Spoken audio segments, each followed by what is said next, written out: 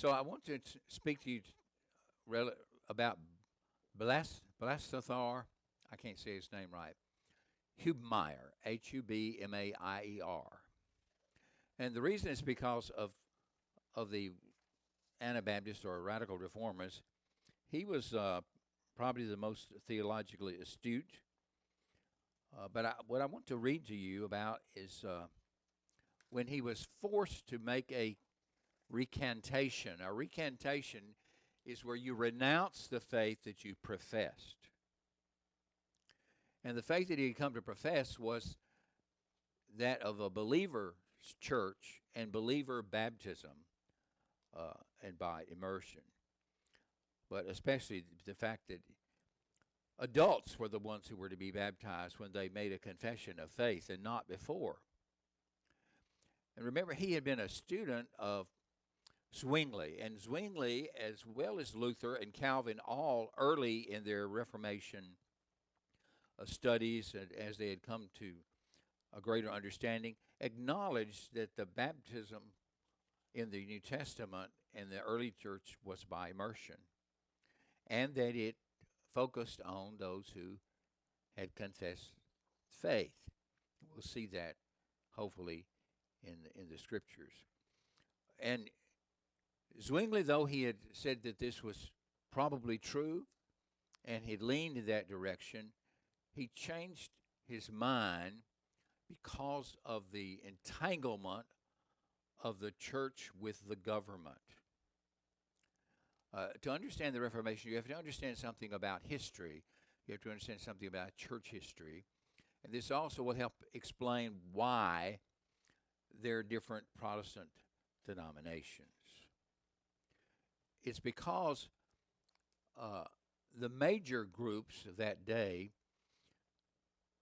we're talking about the Lutherans and the Reformed, later the Presbyterians, and then, there's development out of these major groups. They all subscribe to the church and state being together in union. That happened at the time of Constantine. After Constantine converted to Christianity,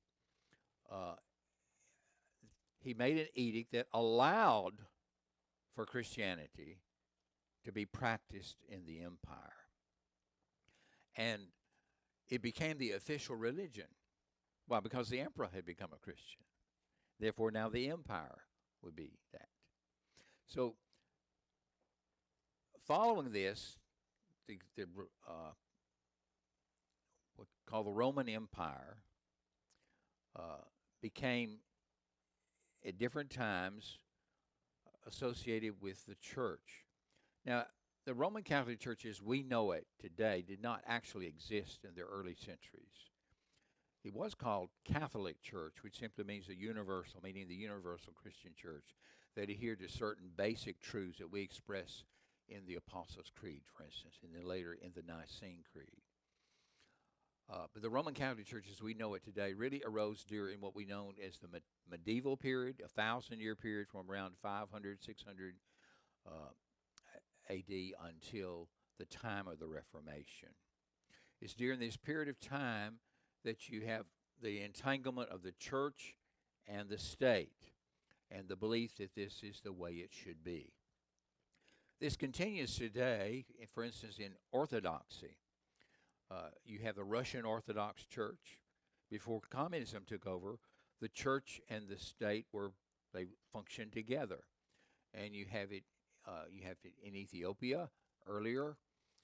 You had it in a lot of the Orthodox congregations, such as Greece, etc. Nowadays, they have all been democratized in many ways. Some of them not necessarily democratized, but taken over by other forces. You didn't have that in the Reformation period. In the Reformation period, you had the church and you had the state, the empire, and the different states. You have the German states, so you had princes.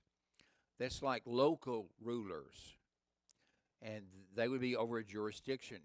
And the compromise that was reached during the Reformation period with the Lutherans and the princes was that each prince would decide for his district what the religion would be. So it came to be that whatever the religion of the prince was, they'd like the governor. Whatever his religion was, that would be the religion of the whole area. This led to intolerance. If you did not subscribe to the religion of the prince, to his form of it, then you were no longer welcomed, and often people would be persecuted. So this is what happens when you have the persecution of the Anabaptists. Because the Anabaptists, as Baptists, they're not exactly the same as today's Baptists, but they were against this whole concept of church and state being mingled together, separate. And we take this for granted, for instance, in America. But we have the Baptists to thank for that, the Baptists of today, because of Rhode Island and Pennsylvania. Because in Rhode Island, when Roger Williams went in, and he got a hold of that area by the king selling it to him or giving it to him, he said, we will have freedom of religion.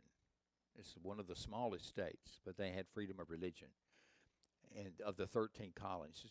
And then Pennsylvania, under William Penn, wanted to have tolerance and therefore freedom of religion. This ultimately spread when the Constitution was, when the 10 articles were added to the Constitution. In the First Amendment, you have the freedom of religion and press. We have the Baptists to thank for that. This is the way that we view the world in America. But this was not always the way the world was viewed. And it's not the way most of the world views religion and the government. For instance, if you go to China, there is no freedom of religion except for the Three Self Church. They do allow it. And in that church, they have pictures of the premier, or whatever his name is, that's on the wall. Just like in Nazi Germany, when the church that was there was a Lutheran church, it was a state church, and the state's in charge, there was pictures of Hitler on the wall along with the flag of the country. We're not used to that in America, but we tend to look at things through our eyes and think this is the way that it should be, and maybe it is, or the way that it is everywhere, but it's not this way everywhere, and it was not this way in the medieval Europe at the time of the Reformation. I'm telling you all this history because I want to read to you about Hubmaier. We're having sort of a semi-following of an Anabaptist service today with Anabaptist hymns. Not totally, but for the majority. So when Hubmaier, who has come to convictions about believer baptism, and I'm saying that correct, okay? It's believer baptism. We say believers baptism, but that's really not the way it is. It's believer baptism, each individual believer. When he arrives in Zurich, he's been there before, but in a 2-year period from the time he was there earlier under Zwingli, when they were discussing and Zwingli had sympathy for the believer baptism and the immersion position, he had changed his mind because the city council, that is the governing powers, did not want that. It's just too dangerous to go against the way the church has always done things. And so since you have this control of the church by the state, and Zwingli is signed on to this. Now you'll note that this is against one of the solas. One of the solas is that we must go to the scriptures alone for what we believe in practice. But the reformers, what we call the continental reformers, yielded in that area to the state. It was only the Anabaptists that stood against that.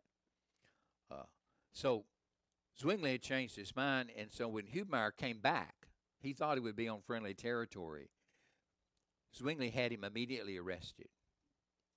And a disputation, that is a debate on baptism, was convened.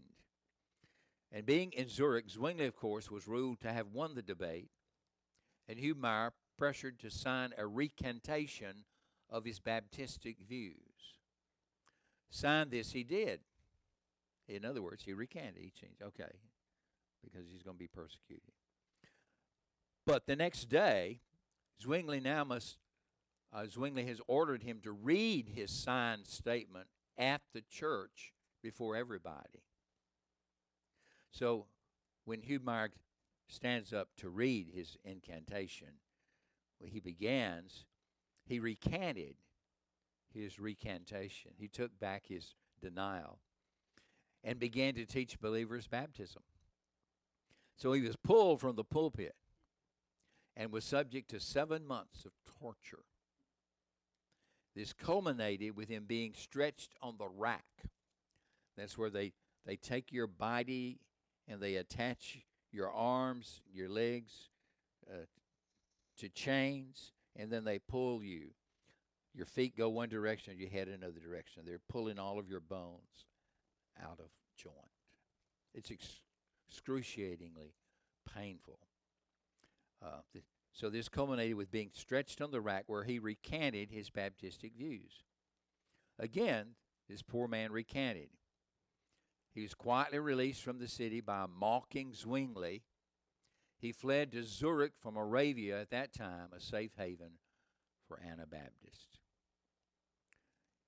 In his 2 years of ministry in Moravia, it's estimated he baptized 6,000 new converts. Revival is coming again, this time to Nikolsburg, Moravia, but it was not to last. Ferdinand was sending troops wherever Protestantism progressed, and when Nikolsburg fled, Balthasar and Elizabeth, that's his wife, was arrested and sent to Vienna, and for the next 8 months, Hubmaier remained in prison on meager rations, prepared for death. He was fed bread and water. That was it. On March the 3rd, he was again brought to the rack and tortured for 7 days. But this time, he bore the pain with fortitude, strength, and grace. On March the 10th, he was burned alive at the stake, with his dear wife exhorting him to remain faithful unto death. Parted them in this life. And 3 days later, she was drowned after they tied a rock around her neck and thrown into the Danube River. This is the man that we're taking some inspiration from today. Now, one last thing. If you'll take your worship guide, the gathering of believers and disciples under a call to remembrance. This is the prayer of John Huss. Now, John Huss was 100 years before Luther. He's called a pre-reformer, but he was a reformer. In a letter sent before being burned at the stake on July the 6th, 1415. It's 102 years before Luther nailed his 95 Theses. This is what he wrote. O most holy Christ, draw me, weak as I am, after yourself. For if you do not draw us, we cannot follow you. Strengthen my spirit, that it may be willing. If the flesh is weak, let your grace precede us. Come between and follow. For without you, we cannot go for your sake to cruel death. Give me a fearless heart, a right faith, a firm hope, a perfect love, that for your sake I may lay down my life with patience and joy. Amen. He knew he was going to be put to death. He had been condemned. This is his prayer, that God would give him strength. Now, we don't have this yet in America, But they have it in Korea. They have it in China. There's an emergence of more and more persecution in India. In many parts of the world, in Africa where the Muslims are in charge, there are Christians being imprisoned, Christians who have to die for their faith. Jesus told us to come and follow him. And he gave in that the call to follow him even unto death. That's the calling of the Christian. To believe in him, to cling to him, and ask him to give us the strength to do whatever is necessary to be loyal to the Master. He who died for us is worthy of everything. Let us worship.